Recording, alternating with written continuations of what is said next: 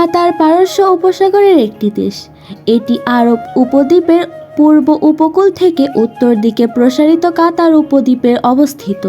কাতারের দক্ষিণে সৌদি আরব এবং এর পশ্চিমে দ্বীপরাষ্ট্র বাহরাইন অবস্থিত।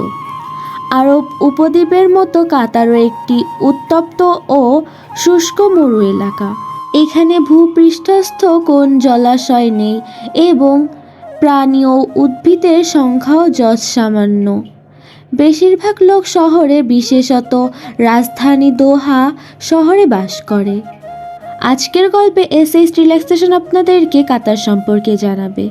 দেশটিতে খনিজ তেল ও প্রাকৃতিক গ্যাসের বড় মজুদ আছে। এই প্রাকৃতিক সম্পদের কারণে দেশটির অর্থনীতি অত্যন্ত সমৃদ্ধ। 1800 শতকের শেষ ভাগ থেকে আল থানি গোত্রের লোকেরা কাতার অঞ্চলটিকে একটি আমিরাত হিসেবে শাসন করে আসছে। 20 শতাব্দীর শুরুর দিকে দেশটি ব্রিটিশ শাসনের অধীনে আসে। 1971 সালে এটি পূর্ণ স্বাধীনতা লাভ করে। 20 শতাব্দীর মধ্যভাগ পর্যন্ত এটি একটি তুলনামূলকভাবে দরিদ্র দেশ ছিল। ওই সময় দেশটিতে পেট্রোলিয়ামের মজুদ অবস্থিত হয় এবং এগুলি উত্তোলন শুরু হয়। বর্তমানে মাথাপিছু আয়ের হিসেবে কাতার বিশ্বের সবচেয়ে ধনী দেশগুলোর একটি। দোহা শহরটির প্রতিষ্ঠা হয়েছিল 1820 সালের কাতারের অন্য একটি শহর আল-বিদা এর উপশহর হিসেবে। 1971 সালে ব্রিটিশ শাসন থেকে স্বাধীনতা লাভের পর এটিকে কাতারের রাজধানী হিসেবে ঘোষণা করা হয়। এটি কাতারের বাণিজ্যিক অঞ্চল হওয়ার পাশাপাশি মধ্যপ্রাচ্যের অন্যতম উদীয়মান অর্থনৈতিক অঞ্চল, যার জন্য বিশ্বায়ন ও বিশ্বের শহর গবেষণা নেটওয়ার্ক এটিকে আন্তর্জাতিক শহর হিসেবে স্বীকৃতি দিয়েছে। দোহা শহরটি শিক্ষাঞ্চল হিসেবেও সুপ্রতিষ্ঠিত। এটিকে ঘিরে অনেক গবেষণা প্রতিষ্ঠান গড়ে উঠেছে। দোহা অনেক আন্তর্জাতিক প্রতিষ্ঠানের সফল আয়োজক হিসেবে সুপ্রতিষ্ঠিত। এটি বিশ্ব লেনদেন সংস্থার অধীনে অনুষ্ঠিত দোহা উন্নয়ন কার্যক্রমের মন্ত্রিপরিষদ সমন্বিত বৈঠকের প্রথম সফল আয়োজক।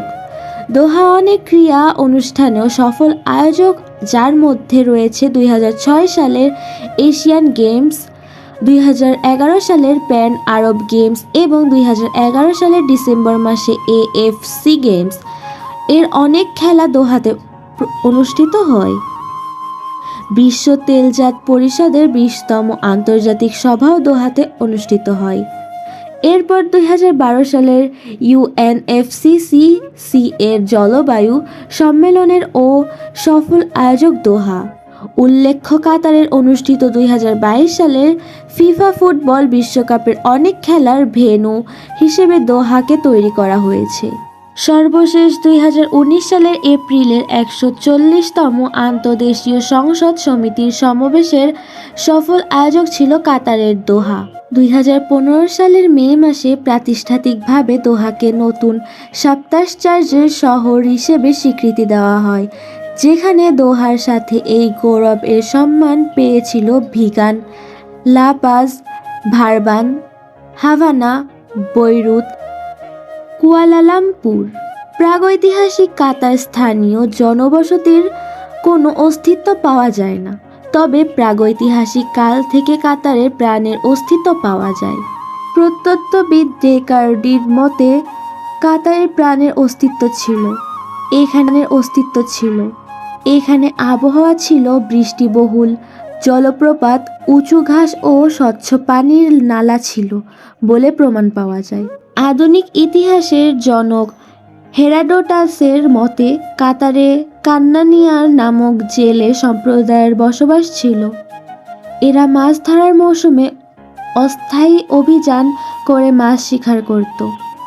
খ্রিস্টপূর্ব 499 থেকে 449 অব্দে পারস্য ও প্রাচীন গ্রিক সাম্রাজ্যের যুদ্ধের রেকর্ড হতে এ তথ্য পাওয়া যায়।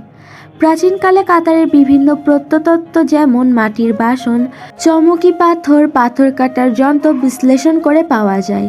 এ কাতারের পূর্ব উপকূল রাস আব্রুখের সাথে মেসোপটেমিয়ার আল উবায়েদ গোত্রের ব্যবসা ছিল।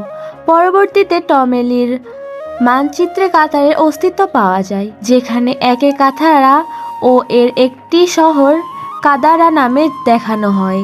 ইসলামের পূর্ব যুগে কাতার আরব উপদ্বীপের অন্যান্য দেশের মতোই পারস্যের সাসানি রাজবংশের অধীনস্থ ছিল।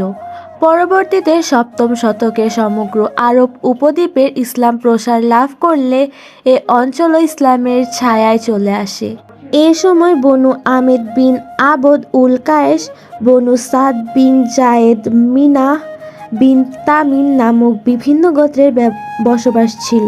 বর্তমান শাসক গোষ্ঠী আল থানি আল তামিমেরই একটি শাখা। মুহাম্মদ সাল্লাল্লাহু আলাইহি ওয়াসাল্লাম ইসলাম দক্ষিণ আরবীয় অঞ্চলে ইসলাম প্রসারের আলা আল হাদ্রামিকে প্রেরণ করেন 628 সালে। তখন কাতার অঞ্চলে শাসক করেছিল স্থানীয় বনু তামিম গোত্র। বনু তামিমের গোত্র প্রধান মুনজির বিন সাওয়া আল তামিমি ইসলাম গ্রহণের সম্মত হন এবং পরবর্তীতে অন্যান্য গোত্রে ইসলাম প্রসারের ভূমিকা রাখেন।